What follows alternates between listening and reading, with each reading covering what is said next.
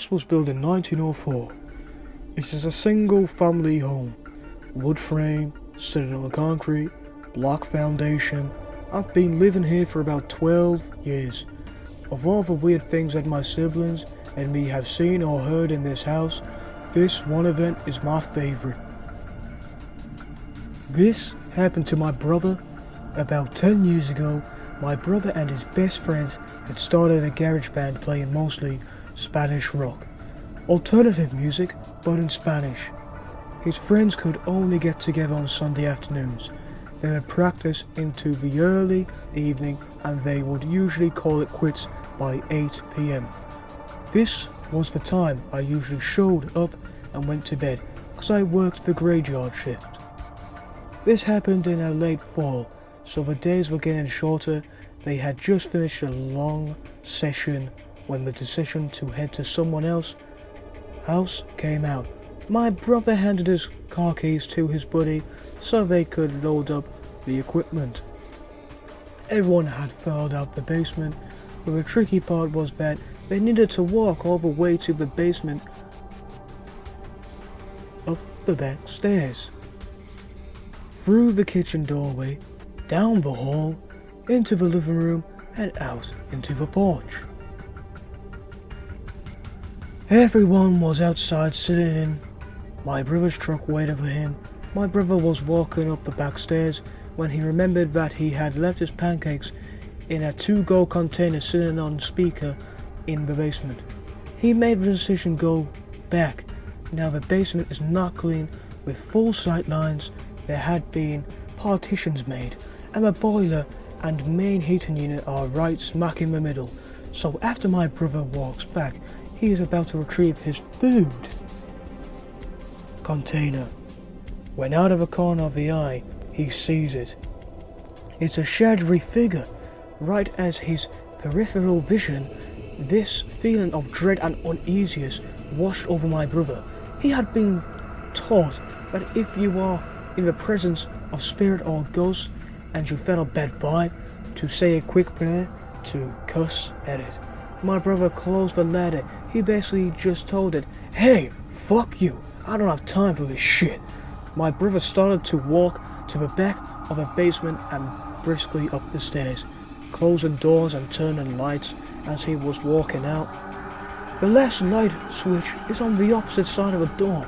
Luckily the door was open and the light from the street lamp was flooding the living room with its amber light. My brother said he felt something at the back, but at no point did he turn around. As he flicked the last switch, the living room went dark, as did the rest of the house. As he stepped out, he pulled on the door, closing it behind him. Still holding his food container in one hand, he jogged down the few porch steps.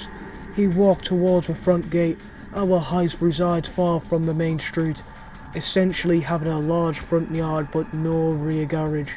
As he closed the gap between himself, his friend Larden truck, he kinda smiled and thought things over in his head, mad at himself for spooking out when there was no reason. He climbed into the driver's side of the truck, putting on his seatbelt and getting ready to pull out the parking spot directly in front of his house, when one of the friends asked, "Hey, wait, what about your brother? Isn't he coming with us?" "My brother? What do you mean? He went to work early tonight. He has already gone. Do you see his car anywhere?" The next question they asked, "So then, who was walking behind you when you were leaving the house?" Number 2. This is a story I do not often tell. I promise sincerely that this has scarred me for life, and although I have looked into psychological explanations for what I heard and natural explanations for what occurred, they remain unsatisfactory. When I was a child, I was scared of the dark. I swore to my mother I heard voices in it. They were not evil, but they were not familiar, and so they scared me. It was not uncommon in the middle of the night for me to wake up and hear whispers, as I would call them when asking my mom She figured they were just bumps in the night, and typical kids' nightmare material. I tried often to explain to her that it was more than that they sounded different from one another, the way people's voices do. On some nights I would get so scared from these whispers that I would sleep in my mom's bed with her.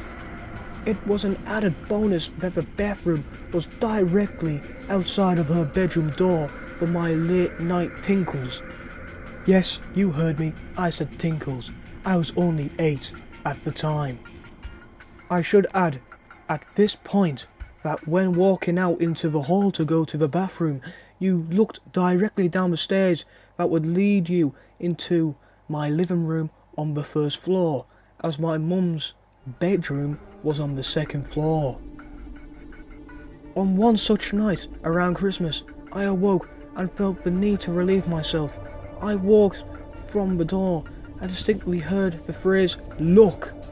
and to my astonishment, a red light, almost like a spotlight, was cast upon the wall at the very bottom of the stairs.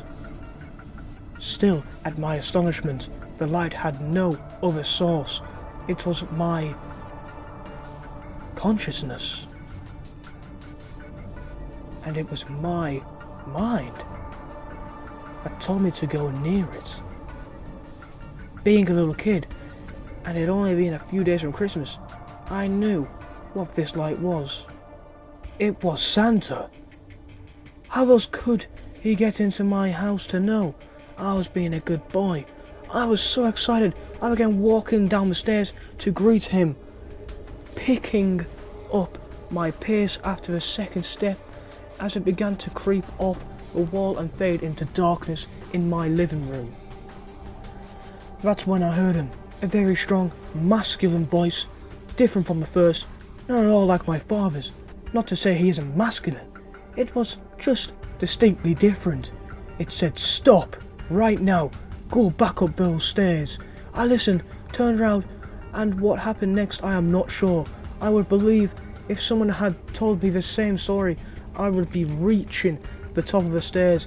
I heard a very loud crash that made me run back up to my mother's bed, where I jumped straight under the covers and stayed there the whole night.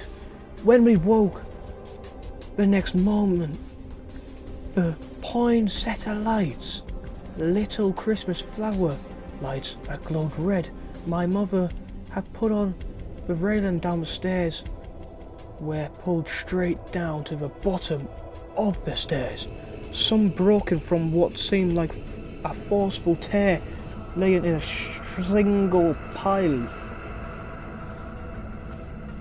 The dry skin in my living room had fallen from the wall, my room looking like utter shit.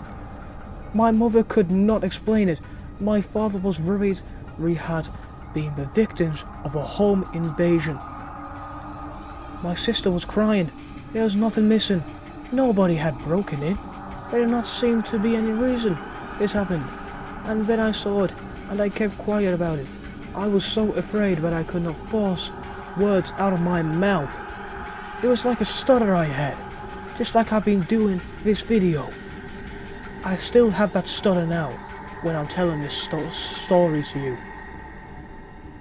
There, on the edge of the wooden dry sink, which had been facing up, where 3 indentations where the finish of the wood had been worn, almost as if in a forceful grip.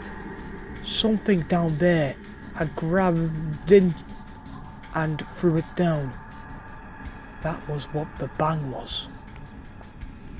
I was mortified. After that day, I never heard a single voice again.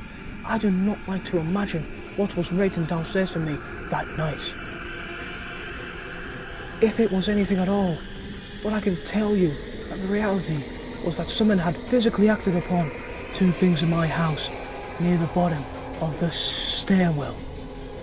After this, I had never heard another whisper again, which is sad because in some ways I would have liked to thank the man masculine energy that had stopped me from going down those stairs. This happened when I was 7. I am 20 years old now, and because of this incident, I am still afraid of the door, especially shadowless stairwell.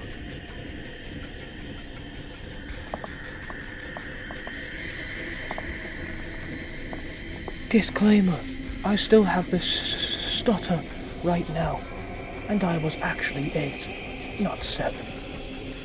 So suck on that, losers.